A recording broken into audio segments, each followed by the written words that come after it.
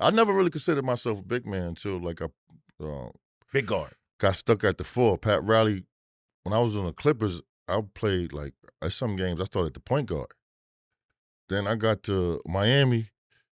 He changed really like my whole style of game, like how I, he made me a dog, a different type of dog. Pat Riley. Yeah, I thought my name was motherfucker the first 2 weeks of like training and shit like that. Down there. Word. I thought my name was motherfucker, bro. But he probably one of the best coaches I had, if not the best.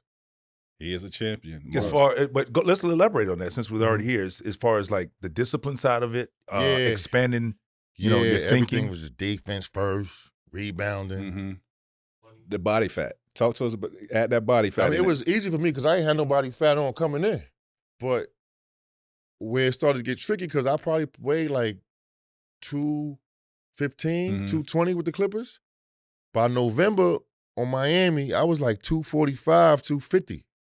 Excuse me? Huh? Word to mother. How? Weights? In Miami? Word. That first, my chest was still, I remember I got a picture of Allen Iverson, I got a chest. That's something. My shit was like this.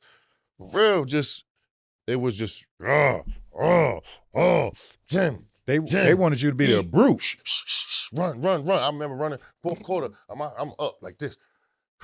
If you play the 4, I could just run past you. But you got to think that's early 2000, 03, 04. So that's back. I could just literally run past you with the basketball. That's like football. Yeah, I could just really run past you for 4 quarters, and you couldn't do nothing about it but get that work.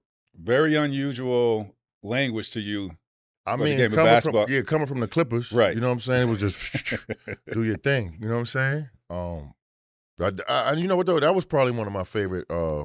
Y'all was having fun. You can see the fun y'all were having. Yeah. With D Miles and Q Rich, they called me they old head. I mean, I was 22. They was like 19, 20. But we had a lot of genuine fun. Because I remember D Miles coming out and they was like he was like the next version of you. Yeah. Y'all played the likes of y'all. They had all this talent. It's so funny. I always thought he was like a smaller Garnett. Mm-hmm. You know what I mean? Because he had a little crossover. Yeah. But he didn't really put combos together. But he was so fast and quick. Yeah. And he loved to dunk the basketball too. He was quick off his feet. Yeah, he was. Quick bounce. Word. Well, I had a lot of fun playing with them too. We played together. What year was that? That was my worst year. I know. Because my son died in 2006. Mm-hmm. My son died. He passed away from SIDS in 2006. And I ain't even allow myself to cry. Because you've been through so much. Because, I mean, it's where I'm at, how I'm looked at in my family. You know what I mean? Like, damn, my son died. But if I start boo-hooing, then, hey, this whole shit gonna be fucked up. Yeah. And then I had a real close cousin. His name was Curtis Lamar. He got killed in 2010. And that shit was hard. Word. I'm telling Mark Cuban this whole story. Like, yo, my son died 2000. To lead up. Let's go. Give me some. This is how you got I'm telling him. That's the one I'm letting him. I'm letting him know the man who where I'm at. Right. You feel me? Mm-hmm. I said, yo, I wanted to quit in 2006, really. That was a wrap for me then, mentally. That shit was hard to come back from your son dying, bro.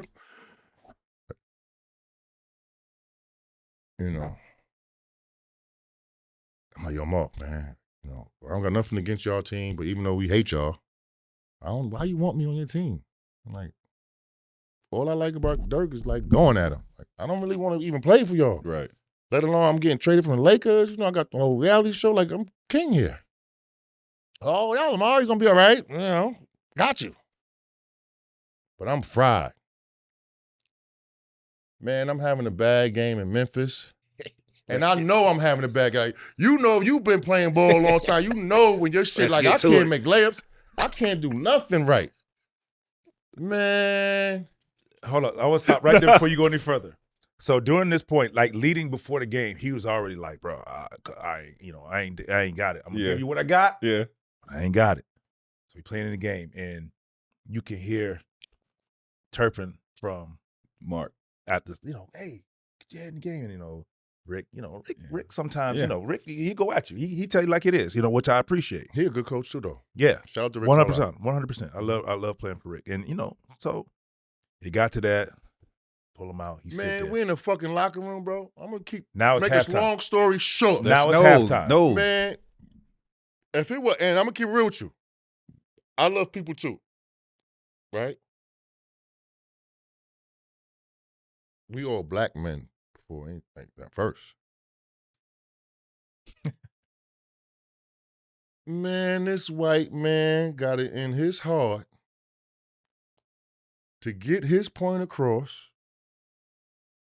He needs to kick me in my shin. Huh? Literally. Physically.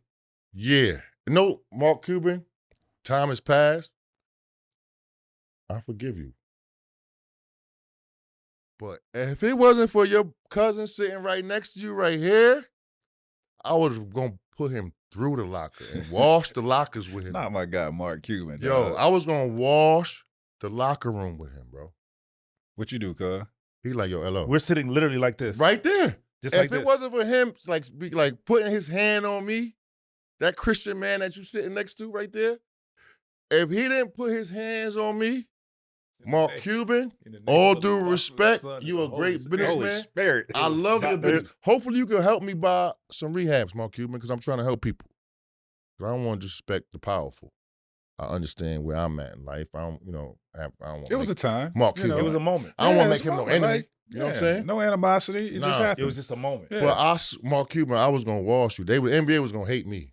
It was a fucking moment. they best owner up. It was a because moment. you were the best owner in the NBA. Like literally, as soon as we got into the locker room, Cube walks in. He's like, "Hey, he's getting attention." Like, he didn't want to hear it because he was already yeah. I know. Yeah, and he was facing this way. I'm sitting here.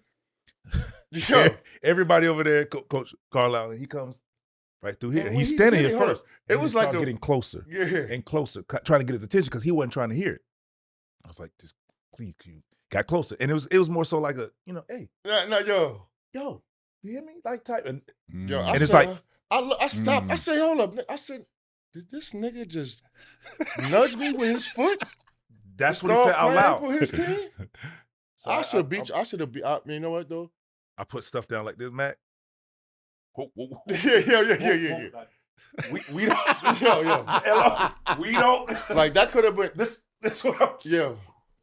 We don't. I'm thinking about like effect, after effect. That shit would have been worse than that PJ Carlosimo. Oh man, Lo, I'm glad, boy. I mean, like, the NBA probably they probably would have. No, fucking, he had rage. They probably would have burnt every jersey I ever wore. He had rage. Cube had rage because they were upset, and Cube is passionate about.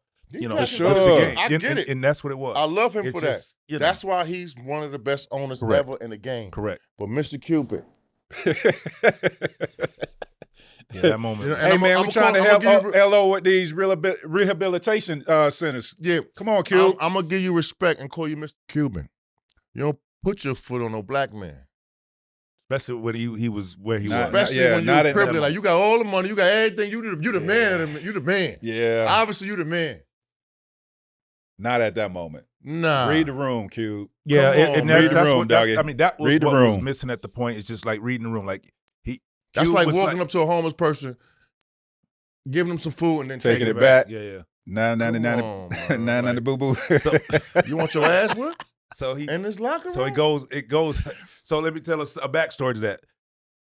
His reality show. He's having it. So obviously every arena, everybody's it's crazy showing him love, and he blocked it out, focused on the game. Okay. The reason I'm saying that because of the story. So now Cube's hot. It goes. We get this settled. He tell him, take my uniform off, don't wear it, whatever. So he's like, bet, whatever, because he's already out, halfway out the door anyway. We go in the second half. We're playing. He didn't come out.